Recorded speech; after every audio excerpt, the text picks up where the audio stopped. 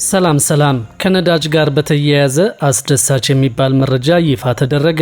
ከፍተኛ መጠን ያለው ነዳጅ ወደ ሀገር ውስጥ በመግባት ፈጣን ስርጭት መጀመሩን ሰምተናል። በሌላ በኩል ደግሞ ቤተሰብን ሊያኖር የሚችል ዝቅተኛ የመነሻ ደሞዝ ወለል እንዲወሰንና አዳዲስ የሰራተኛ ማህበራትን ለማደራጀት እየተሰራ መሆኑ ታውቋል። ከነዳጅ ጋር የተያያዘውን አዲስ መረጃና ከዝቅተኛ የመነሻ ደሞዝ ወለል ጋር የተያያዙ ዝርዝር መረጃዎችን አንድ በአንድ ወደ እናንተ እናደርሳለን። እስከ መጨረሻው አብራችሁን ቆዩ።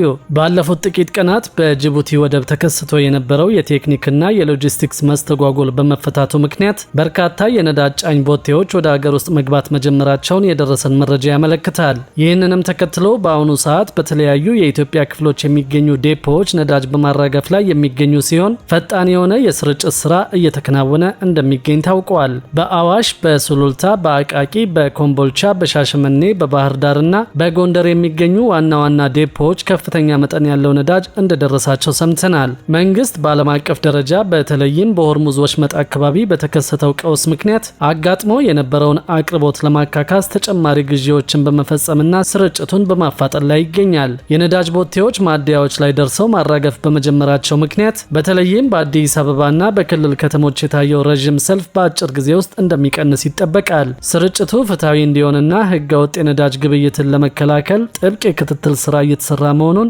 የሚመለከታቸው የመንግስት አካላት ገልጸዋል። ይህ እርምጃ በአገሪቱ የትራንስፖርትና የንግድ እንቅስቃሴ ላይ ተፈጥሮ የነበረውን ጫና በማቃለል ረገድ ትልቅ እፎይታ እንደሚሰጥ ይታመናል። መንግስት የነዳጅ ስርጭትን የሚቆጣጠርና ለነዳጅ ቅድሚያ ለተሰጣቸው ተቋማትና አገልግሎቶች ነዳጅ በትክክል በመመሪያው መሰረት መድረሱን የሚከታተል ልዩ ክፍል ማቋቋሙም ታውቋል። ኢትዮጵያ በዋናነት ነዳጅ የምትገዛው በኩዌት የነበረ ቢሆንም የሆርሙዝ ሰርጥ በመዘጋቱ ከህንድና ከሌሎች ሀገራት የተገዛ ነዳጅ በሶስት መርከቦች ተጭኖ በቅርቡ ጅቡቲ መግባቱን መዘገባችን የሚታወስ ነው። ዓለም አቀፉ የገንዘብ ድርጅት ወይም IMF አዲስ ባወጣው ትንታኔ ኢትዮጵያን ጨምሮ በአፍሪካ ቀንድ ያሉ ሀገሮች የአገልግሎት ኤክስፖርት ፍላጎት መቀነስ፣ የሎጂስቲክስ ተግዳሮቶችና ከውጭ የሚገባ ገንዘብ መቀነስ ችግር እየፈጠረባቸው መሆኑን አሳይተዋል። ሀገራቱ ከባሕረ ሰላጤው አገሮች ጋር ባላቸው የንግድ ጥገኝነት ምክንያት ችግሩ መባባሱን ጠቅሷል። የመካከለኛው ምስራቅ ጦርነት የሚራዘም ከሆነ በዓለም አቀፍ ኢኮኖሚ ላይ በብዙ መንገዶች ተጽዕኖ ማሳደሩን ሊቀጥል እንደሚችልም ጠቁመዋል። ይህም የዋጋ ጭማሪና የኢኮኖሚ እድገትን ሊቀንስ ይችላል ሲል IMF አክሎ አስታውቋል። መንግስት የነዳጅ እጥረትን ለመቅረፍ ቅድሚያ የሚሰጣቸውን ተቋማትና ዘርፎች ይፋ ማድረጉ የሚታወስ ነው። ለነዳጅ ቅድሚያ ከተሰጣቸው መካከል ቁልፍ የመንግስት ፕሮጀክቶች፣ የመሰረታዊ ፍጆታ አምራች ኢንዱስትሪዎች፣ ላኪዎችና አስመጪዎች፣ የህዝብ ትራንስፖርት አገልግሎት ሰጪዎች፣ የጸጥታና የጤና ተቋማትና የሰብአዊ አገልግሎቶች ይገኙበታል። ህዝቡም የእግር ጉዞ እንዲለምድ መንግስት ምክሩን ማስተላለፉ የሚታወስ ነው። አንዳንድ የመንግስት የልማት ድርጅቶች ሰራተኞቻቸው በርቀት ስራ እንዲሰሩ፣ መኪናዎችን በጋራ እንዲጠቀሙ፣ ለቁልፍ ተልእኮች ካልሆነ በስተቀር ተሽከርካሪዎችን እንዳያንቀሳቀሱ ያደረጉ ሲሆን እጅግ አስፈላጊ ላልሆኑ ሰራተኞቻቸውን በግዳጅ የዓመት ረፍት እስከ መስጠት ደርሰዋል። በሌላ መረጃ ደግሞ ቤተሰብን ሊያኖር የሚችል ዝቅተኛ የመነሻ ደሞዝ ወለል እንዲወሰንና አዳዲስ የሰራተኛ ማህበራትን ለማደራጀት እየተሰራ መሆኑ ታውቋል። በኢትዮጵያ ቤተሰብን ሊያኖር የሚችል የግል ድርጅት ሰራተኞችን ዝቅተኛ የመነሻ ደሞዝ ወለል ለማስወሰን የሚያስችሉ ሰፊ ተግባራት እየተከናወኑ መሆኑን የኢትዮጵያ ሰራተኛ ማህበራት ኮንፌዴሬሽን ኢሰማኮ አስታወቀ።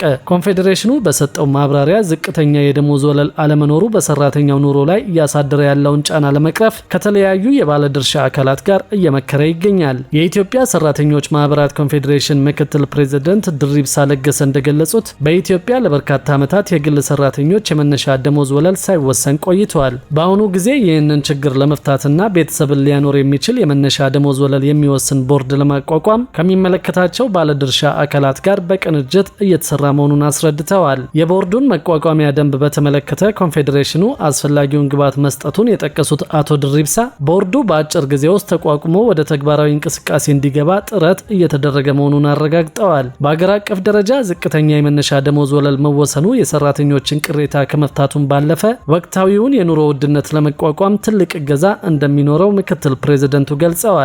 ኢሰማኮ በሀገሪቱ ያለውን የሰራተኛ ማህበራት ምጣኔ ለማሳደግ ታስቦ በተያዘ እቅድ መሰረት 3000 የሚደርሱ አዳዲስ የሰራተኛ ማህበራትን ለማደራጀት እየሰራ መሆኑንም ገልጿል። ኮንፌዴሬሽኑ ይህንን እርምጃ የወሰደው ሰራተኞች ሲደራጁ አሰሪዎች ከስራ የማባረርና ከደረጃ ዝቅ ማድረግ እንዲሁም መሰል ችግሮች በሀገሪቱ እየተስተዋሉ ባለበት ወቅት መሆኑን አስታውቀዋል። የኢሰማኮ ፕሬዝደንት አቶ ካሳሁን ፎሎ እንደተናገሩት ከሆነ ሰራተኞችን ከመንግስት ጋር ጋር በመተባበር የማደራጀት ስራ የሚካሄድ ሲሆን ይህን ማድረግ ያስፈለገውን በአገሪቱ የሰራተኛ ማህበራት ምጣኔ አነስተኛ በመሆኑ ምክንያት እንደሆነ ተናግረዋል። ማህበራቱ በየክልል ቅርንጫፍ ጽህፈት ቤቶች በኩል የሰራተኞችን የማደራጀት ስራ እንደሚያካሄድ ገልጸው ማህበራት በሚደራጁበት ወቅት አሰሪዎች የሰራተኛ መብትን እንዲያከብሩ መንግስት የግንዛቤ ማስጨበጫ ስራ መስራት እንዳለበት አሳስበዋል። አቶ ካሳሁን አክለውም የሰራተኞች መደራጀትን ጨምሮ ሌሎች መብቶቻቸውን በማፈን የመብት ጥሰት የሚያደርሱ ኢንዱስትሪዎችን በቅርብ ለመከታተልና አፋጣኝ መፍትሄ ለመስጠት በማሰብ በሁሉም ክልሎች በሚገኙ የኮንፌዴሬሽኑ ቅርንጫፎች በቅርበት የሚሰሩ ባለሙያዎች መሟላታቸውን አስታውቀዋል። ተቋማት የፈጸሙት የመብት ጥሰት ሪፖርት በሚደረግበት ጊዜ በውይይት መፍታት ካልተቻለ